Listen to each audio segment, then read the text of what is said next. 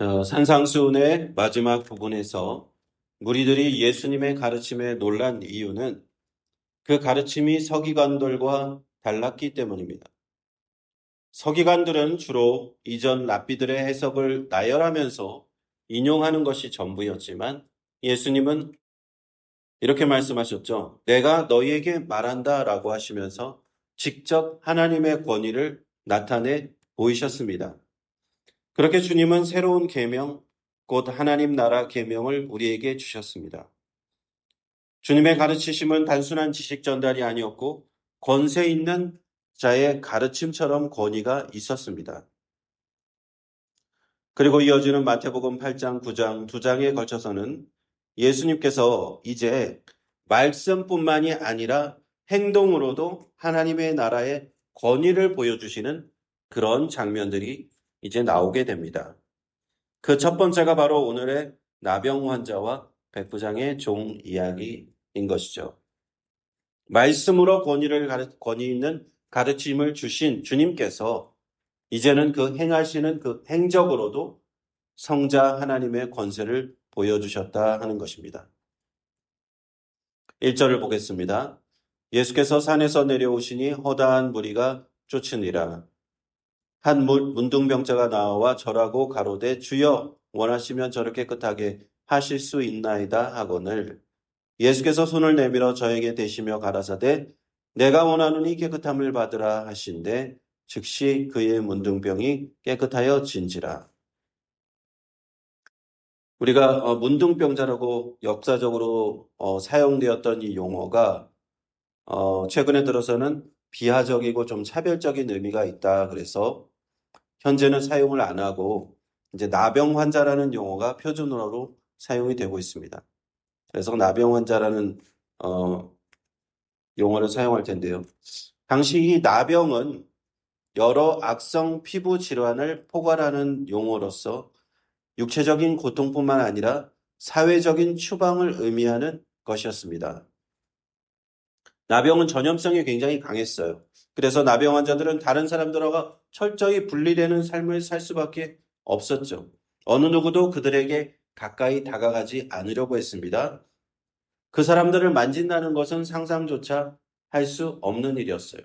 옛날에 한국에서도 보면은 그 나병 환자들을 따로 모아놓은 그런 지역이 있었죠. 그리고 율법에 보니까 레위기 5장 3절에는 나병 환자들을 만지는 것을 아예 율법에서 금하였던 것을 볼 수가 있어요. 그것은 나병이 전염성이 강하기 때문에 그렇게 금한 것은 모든 공동체를 보호하기 위한 것이었죠. 그런데 예수님께서는 율법이 그렇게 금지한 것을 아시면서도 이 나병 환자에게 손을 대십니다. 그리고 그를 고쳐주십니다. 굳이 손을 댈 필요가 없으신데도 불구하고 손을 대시는 장면을 볼 수가 있어요. 그 율법을 초월하신 그 예수님에게는 그 율법이 금지하는 그 조항, 나병 환자를 접촉하지 말라는 그 조항이 더 이상 의미가 없어진다라는 것을 우리는 여기서 볼 수가 있죠. 율법보다 더 크신 분, 그 분이께서 그 나병 환자에게 손을 대신 거예요. 율법을 이제 초월하시고 완성하시는 분이 그에게 손을 대시고 낫게 하신 것을 우리는 볼 수가 있는 것입니다. 그래서 예수님께서 나병 환자를 만지셨을 때 이 장면을 목격한 그 주변에 있는 사람들도 큰 충격을 받았을 겁니다. 아마 그 나병 환자 그 본인 자신도 크게 충격을 받았을 거예요. 아무도 자신에게 가까이 오지 않았고 자신의 몸에 손을 댄 사람이 한 명도 없었는데 오랫동안 자신은 사회에서 격리되어서 살았는데 하나님의 아들이 오셔서 자신의 몸에 손을 대셨다. 이 얼마나 놀라운 일이었을까요? 그리고 그 나병 환자는 하나님의 그 사랑을 경험한 것입니다. 하나님의 위로, 오랫동안 격리되어서 슬픔 가운데 살던 그 나병 환자가 예수님의 손길을 통해서 그 치유를 경험한 것입니다. 그는 아마도 감격스럽게 눈물을 흘렸을 것입니다. 예수님의 이 행동, 단지 나병을 고쳐주신 것으로 끝나시는 것이 아니라 죄인들에게 그 죄의 용서와 하나님의 사랑과 하나님의 은혜를 보여주시는 그런 구원의 순간이었다라는 것입니다. 당시 나병에 걸렸을 때 사람들은 이렇게 얘기를 했습니다. 너의 죄 때문에, 너의 조상의 죄 때문에 너가 나병에 걸렸다. 라고 사람들은 수군거리며 말했습니다. 죄인의 어떤 대표적인 사람 중에 한 사람이 바로 이 나병 환자였다는 거예요. 그런데 예수님께서는 그런 죄인의 대표적인 사람에게 다가가셔서 그에게 손을 대시면서 치료해 주신 이 예수님의 이 사건. 그것은 우리 모든 인류의 죄를 담당하시고 십자가에 죽으신 예수 그리스도께서 이 죄의 문제를 해결해 주시는 분이라는 사실을 대표적으로 보여주는 그 사건이기도 한 것입니다.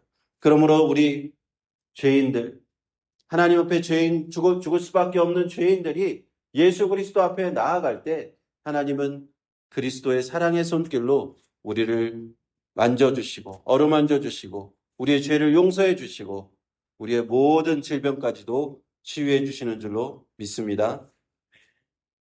4절을 보겠습니다. 예수님께서 이르시되 삼가 아무에게도 이르지 말고 다만 가서 제사장에게 내 몸을 보이고 모세의 명한 예물을 드려 저희에게 증거하라. 이 나병 환자의 이야기는요. 또 예수님이 이스라엘의 한 구성원이었던 이 사람을 회복시키는 장면을 보여주시는 겁니다. 그 주님께서는 나병 환자를 완전히 치유하셨는데 거기서 끝나는 것이 아니라 건강한 몸이 되어서 다시 이 사회에 복귀하도록 자신이 소외되었던 그동안 소외되면서 살았던 이 사회에 다시 복귀하게 그렇게 하신 것을 우리는 볼 수가 있다는 겁니다. 이전에 자신을 떠났던 가족과 다시 만날 수 있게 되는 거예요. 고향 마을로 다시 이제 돌아갈 수 있게 되는 것입니다. 그런데 그 전에 반드시 해야 될 공식 절차가 있었어요. 그 공식 절차는 무엇인가?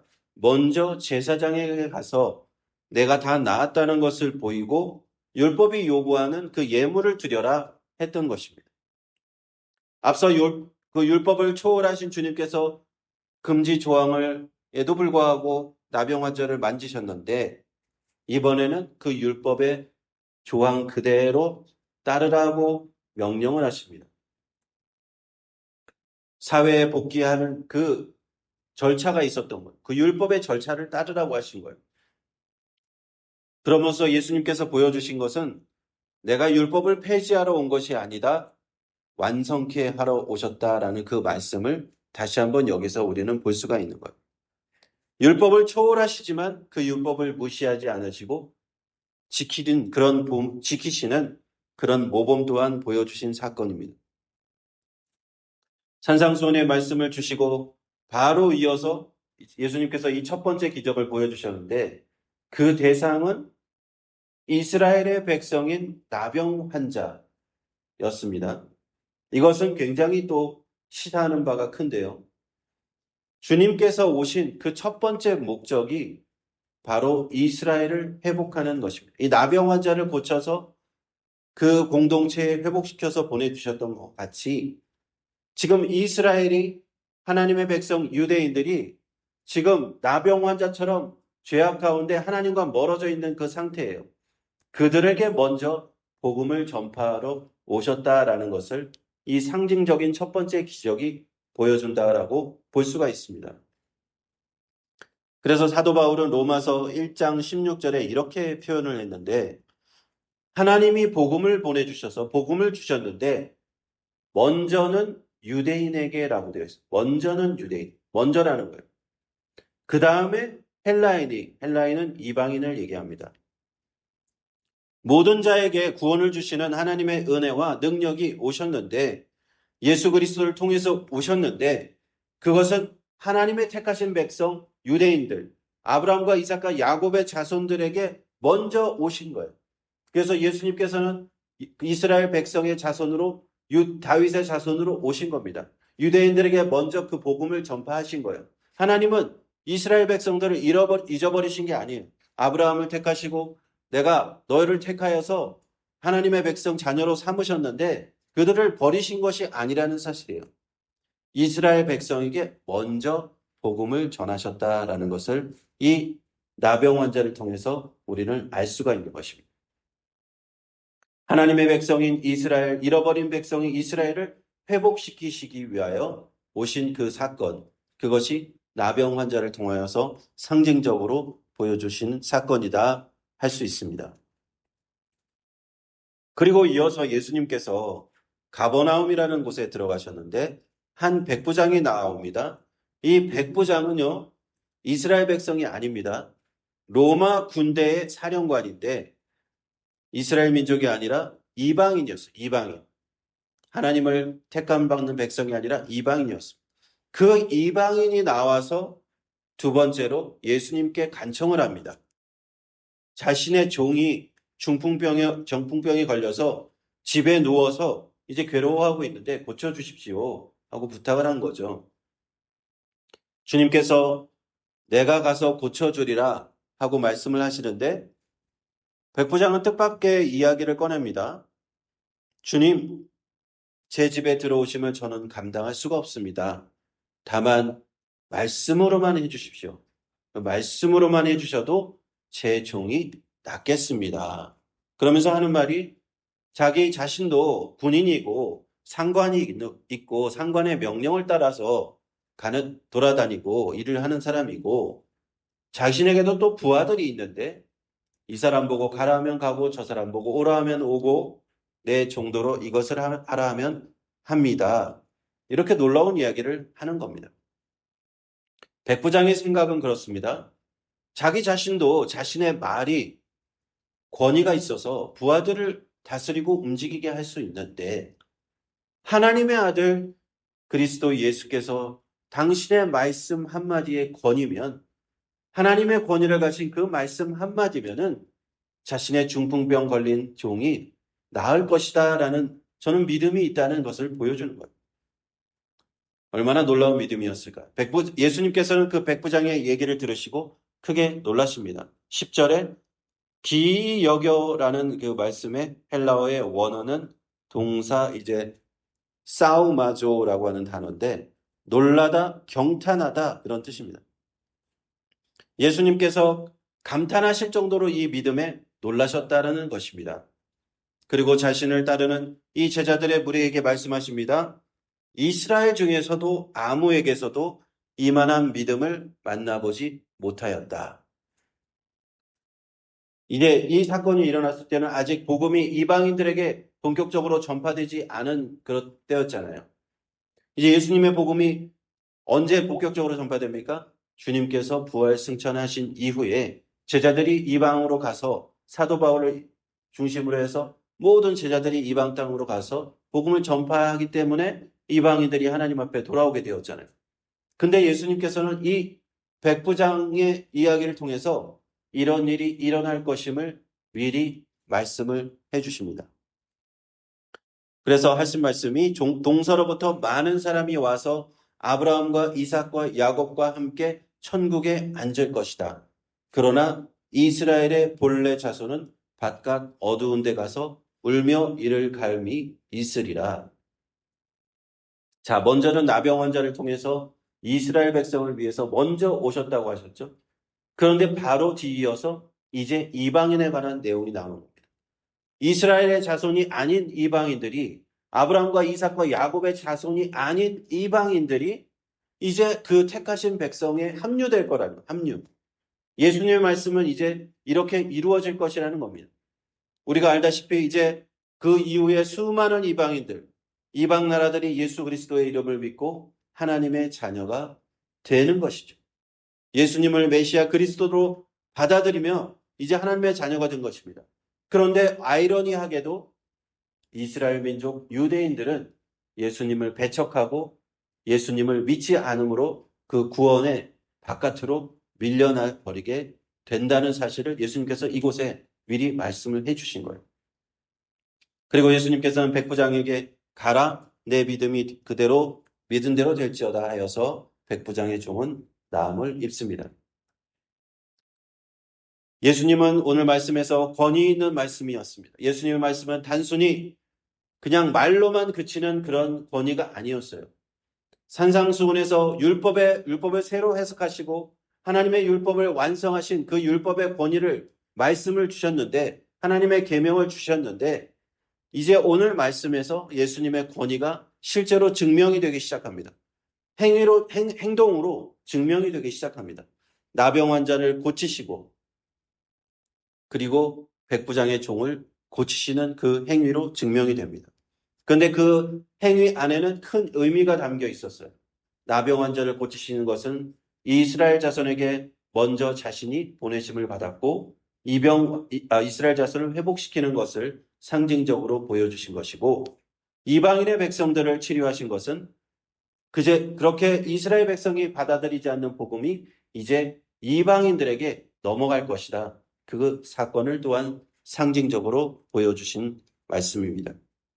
그래서 복음이 로마서 1장 16절에 1장 16절에 사도 바울의 표현대로 내가 복음을 부끄러워하지 아니하노니 이 복음이 모든 믿는 자에게 구원을 주시는 하나님의 능력이 되는데 먼저는 유대인에게요 그리고 헬라인에게로다.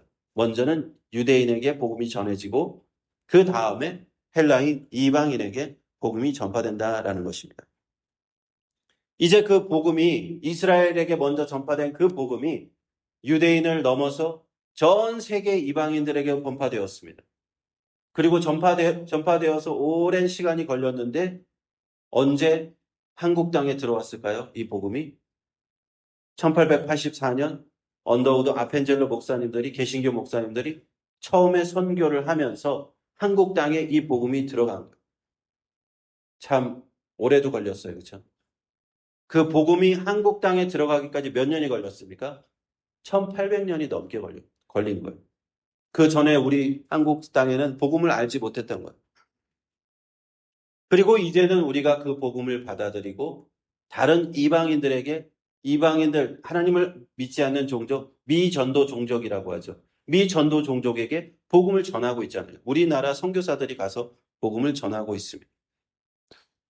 그렇습니다. 이전과 같으면 상상할 수도 없었던 일이 일어난 것인데 이방인들이 아브라함과 함께 천국에 앉는 그런 상상할 수 없는 일이 벌어졌습니다.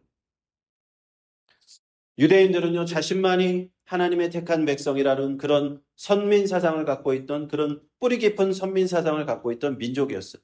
이방인들은 하나님과 상관이 없어 라고 생각했습니다. 그런데 예수 그리스도께서 오셔서 이제 이 복음을 하나님의 구원의 문을 이방인들에게 다 열어주신 거예요. 예수 그리스도의 복음을 받아들이게 되면 누구나 다 하나님의 자녀가 되고 천국 백성이 되고 하나님의 택하신 백성들과 함께 아브라함과 이삭과 야곱과 함께 하나님의 나라 천국에 들어가게 되는 것입니다. 하나님의 아들 참 하나님이시며 참 인간이 되신 예수 그리스도, 오늘 우리는 이 말씀을 통해서 주님의 권위를 보게 됩니다. 이 권위는 복음을 믿음으로 받아들이기만 하면 유대인이든 이방인이든 차별이 없이 하나님의 나라, 하나님의 백성, 천국 백성이 되는 권위인 줄로 믿습니다. 오늘도 이런 주님의 복음을 받아들이고 우리 다시 한번 이 복음을 상기하면서 하나님 나라의 백성으로 우리 축복된 하루를 살아가는 저와 여러분이 되시기를 주님의 이름으로 축원합니다. 기도하겠습니다.